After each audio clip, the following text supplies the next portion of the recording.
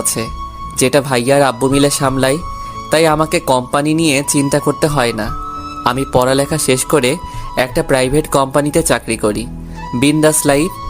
আমার একটা বড় ভাই আছে। পরিবারে আমরা 4 জন, সরি 5 জন।